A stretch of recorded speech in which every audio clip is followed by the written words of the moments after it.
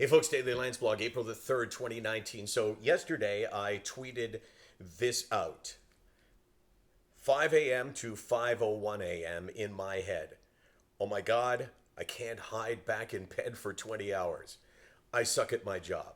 I could have been a better son. I'm devastated by my friend's son's cancer. What happens if my kids get sick? Why fight through the day? There will be no joy. That's from 5 to 5:01 a.m. And at 7 a.m., I tweeted, I won because I chose to fight. And I tell you all the time, you got to be proud of the little things that you do. And for me, no one would know what was going on in my head and no one would know what I'm proud of. But the truth is, I'm proud that I didn't listen to that voice, or whatever it is you would call it, these negative thoughts in my head. And I got a ton of responses to this, and like about 1,000 of them. And one of the ones that I wanted to read out to you, this used to bother me, but it doesn't bother me anymore. So here's what I got from a guy named Brad, and he said, "This thought helps, Michael, as does the entire Proverbs text. Hope it helps you too. Proverbs 3:5. Trust in the Lord with all your heart and lean not on your own understanding. In all your ways acknowledge him, and he will make your path straight." And I used to get really upset by that because I used to think that like God doesn't really have a place in me and my illness and my struggle and my healing.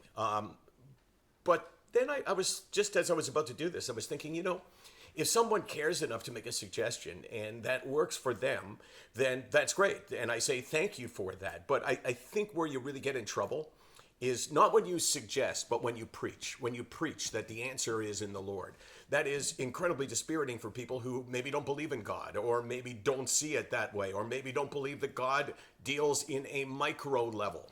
Because if you just, to me, and this is the way I look at it, if you just attribute goodness to God, then how do you explain badness? It's kind of like, hey, like I'll stand by what I said. I'll take the good and I'll take the bad. So that makes sense, Case? Mm-hmm.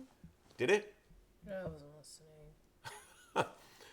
Do you ever listen to these? Yeah, I just zoned out though today. You zoned out, but you'll be back in tomorrow? I'm back in now. Good.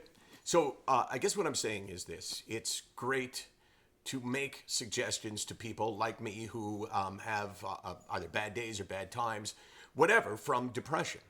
But it's really important that you don't preach them. You don't suggest that this is the only way.